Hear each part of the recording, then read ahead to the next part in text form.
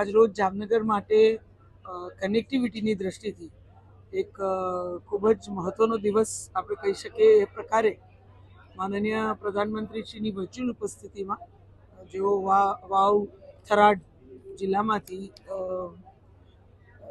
આપણી સાથે જોડાઈ અને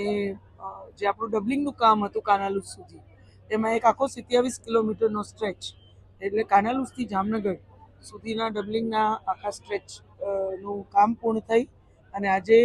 માનનીય પ્રધાનમંત્રી શ્રી દ્વારા વર્ચ્યુઅલી એનું લોકાર્પણ કરવામાં આવ્યું. આ તકે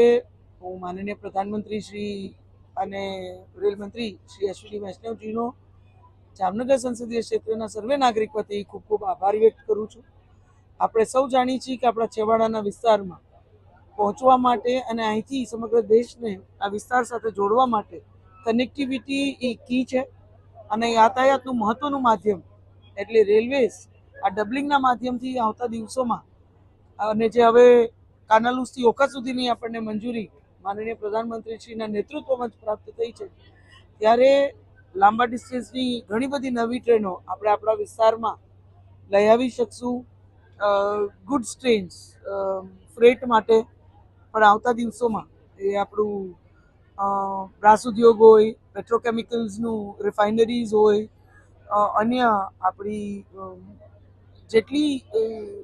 જેટલું ફ્રેટ જામનગરથી આપણે ટ્રાન્સપોર્ટેશન માટે આવતા દિવસોમાં એનું પણ સહેલાઈ આપણને પ્રાપ્ત થશે. ત્યારે હું માનનીય પ્રધાનમંત્રીશ્રી અને માનનીય રેલમંત્રીશ્રીનો ખૂબ ખૂબ આભાર વ્યક્ત કરું છું કે મેં લોકસભાની ચૂંટણી વખતે પણ નાગરિકોને કીધું હતું કે 2025 પહેલાં આપણું ડબલિંગ કાનાલુસથી ઓખા સુધીનું મંજૂર થશે. એને પણ મંજૂરીની મહોર 2025નું જે છેલ્લું કેબિનેટ હતું ડિસેમ્બરમાં એમાં માનનીય પ્રધાનમંત્રીશ્રીએ પોતે જ આપણને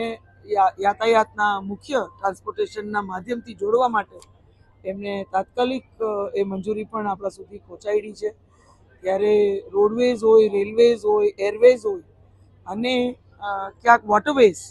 આપણા પોર્ટ્સનો પણ વિકાસ કરવાના જે પ્રયત્ન છે એ દિશામાં આપણો સીમાવર્તી વિસ્તાર આખા દેશ સાથે મજબૂતીથી જોડાય એ પ્રકારના માનનીય પ્રધાનમંત્રીશ્રીનું જે વિઝન છે અને પ્રયત્ન છે એના જ ભાગરૂપે આજે આપણે આ 27 કિલોમીટરનો જે સ્ટ્રેચ લોકાર્પણ રૂપે આપણે સૌએ એના સાક્ષી બન્યા. ત્યારે આપ સૌના માધ્યમથી જામનગર સંસદીય ક્ષેત્રના નાગરિકોને પણ હું ખૂબ ખૂબ અભિનંદન પાઠવું છું. બધી જ સંસ્થાઓ અને અલગ અલગ સંસ્થાઓના જે પ્રતિનિધિઓ, ચૂંટાયેલા સર્વે પ્રતિનિધિઓ મને હંમેશા રજૂઆતમાં યોગ્ય માંગણી કરવામાં પણ જે માર્ગદર્શન આપે છે, મદદ કરે છે, જે આખું જમીની રિસર્ચ કરી અને મારી માંગણી પણ યોગ્ય હોય અને સચોટ માહિતી પણ હું ઉપર પહોંચતી કરું એ પ્રકારની આખી વ્યવસ્થા ઊભી કરે છે એ બદલ એમનો પણ આભાર માની પુનઃ જામનગર સંસદીય ક્ષેત્રના સર્વે નાગરિકોને હું ખૂબ ખૂબ અભિનંદન પાઠવું છું. अच्युतम केशवम जिनका पावन नाम है, स्वर्ण नगरी द्वारका जिनका दिव्य एवं भाई श्री दिव्येश भाई, भाई मेघजी भाई, शहर